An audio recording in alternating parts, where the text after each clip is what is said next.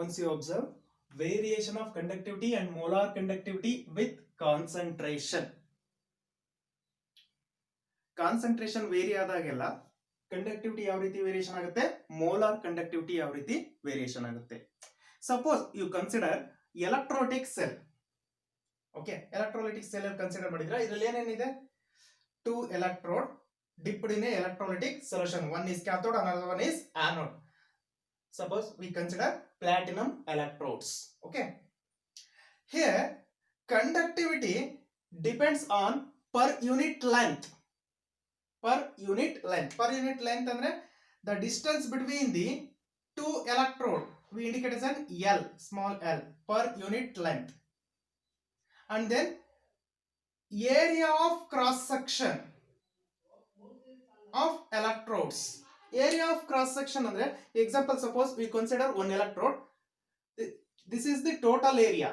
This one area of cross section.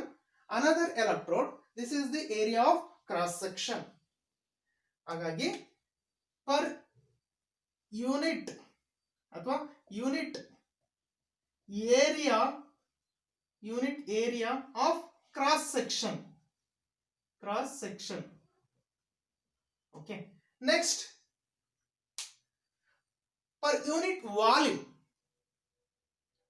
Okay, volume of a electrolytic solution taken between the 2 electrodes. Okay, that's why K or conductivity or specific conductance is limit factor. ಅಂದ್ರೆ per unit volume ಮೇಲೆ depend ಆಗಿದೆ. ಅಂದ್ರೆ concentration ಅಥವಾ number of ions present in a per unit volume of a electrolytic solution. That's why limit factor ಅಂತ indicate ಮಾಡ್ತೀವಿ. Next molar conductivity consider ಮಾಡೋದಾದ್ರೆ 2 electrodes, same concept, 2 electrode dipped in electrolytic solution. These are connecting with connecting wire. Okay, next this electrolytic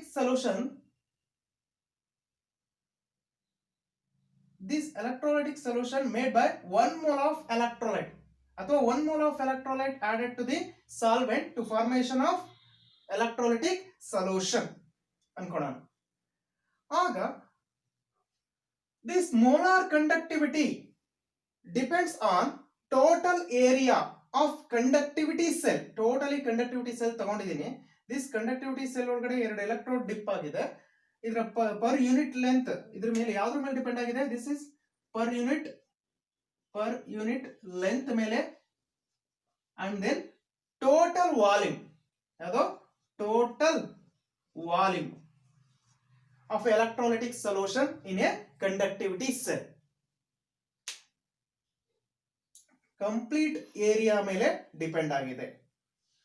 okay, ಹಾಗಾದ್ರೆ concentration vary ಆದ್ರೆ conductivity ಏನಾಗುತ್ತೆ and then molar conductivity ಏನಾಗುತ್ತೆ, ನೀಟಾಗಿ observe ಮಾಡಿ. If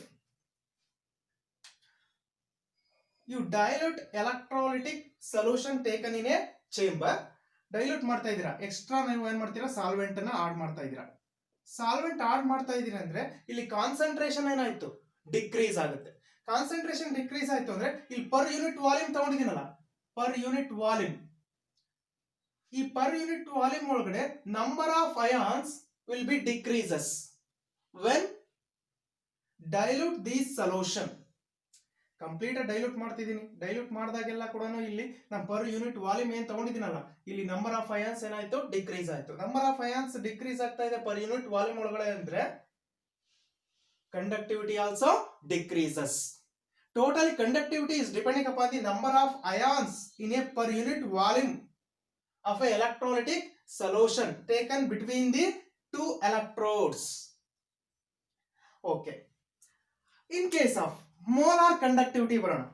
ನಾನು extra solvent ಅನ್ನು add ಮಾಡ್ತಾ ಇದ್ದೀನಿ. ಸಾಲ್ವೆಂಟ್ ಅನ್ನು ಆಡ್ ಮಾಡಿದಾಗೆಲ್ಲ ಇದು ಕಂಪ್ಲೀಟ್ ಡೈಲ್ಯೂಟ್ ಆಗ್ತಾ ಇದೆ. ಡೈಲ್ಯೂಟ್ ಆಗ್ತಾ ಇದೆ ಅಂದ್ರೆ actually molar conductivity is depending upon total volume. ಇಲ್ಲಿ ಸಾಲ್ವೆಂಟ್ ಆಡ್ ಮಾಡ್ತಾ ಇದೀನಿ ಅಂದ್ರೆ ವಾಲ್ಯೂಮ್ ಏನಾಗ್ತಾ ಹೋಗ್ತಾ ಇದೆ, ಜಾಸ್ತಿ ಆಗ್ತಾ ಹೋಗ್ತಾ ಇದೆ. ವಾಲ್ಯೂಮ್ ಜಾಸ್ತಿ ಆಗ್ತಾ ಇದೆ, ಅಯಾನ್ಸ್ ಡಿಸ್ಟೆನ್ಸ್ ಏನಾಯ್ತು, ಜಾಸ್ತಿ ಆಯ್ತು. Okay, and also molar conductivity increases. Okay, molar conductivity is depending upon the number of ions present in total volume of a electrolytic solution taken in a conductivity cell.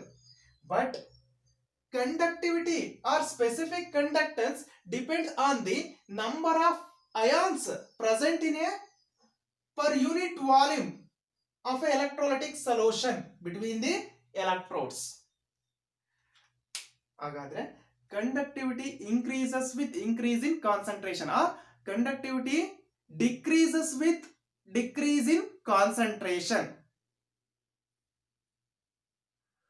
another one ಅದು ಇನ್ನೊಂದು ತರನು ಹೇಳ್ಬೋದು.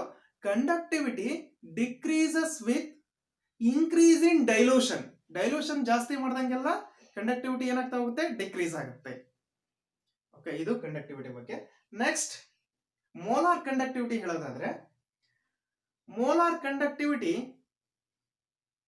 increases with decrease in concentration or increase in volume, and also molar conductivity increases with increase in dilution. ಅಥವಾ on dilution molar conductivity increases, on dilution conductivity decreases. Okay, ಈ points ನೋಡ್ಕೊಳ್ಳಿ. molar conductivity increases with increase in dilution or decrease in concentration. Secondly, specific conductance decreases with dilution. Dilute ಮಾಡ್ದಂಗೆಲ್ಲ concentration ಏನಾಗ್ತಾ ಇದೆ, decrease ಆಗ್ತಾ ಇದೆ. Concentration decrease ಆಗ್ತಾ ಇದೆ ಅಂದ್ರೆ specific conductance or conductivity specific conductance ಅಂತನಾದ್ರೂ ಕರೀತಾರೆ ಅಥವಾ ಕಂಡಕ್ಟಿವಿಟಿ ಅಂತನಾದ್ರೂ ಇಂಡಿಕೇಟ್ ಮಾಡ್ತಾರೆ. ಕನ್ಫ್ಯೂಸ್ ಆಗಬಾರ್ದು. ಸ್ಪೆಸಿಫಿಕ್ ಕಂಡಕ್ಟೆನ್ಸ್ ಕಂಡಕ್ಟಿವಿಟಿ ಎರಡು ಕೂಡ ಸೇಮ್.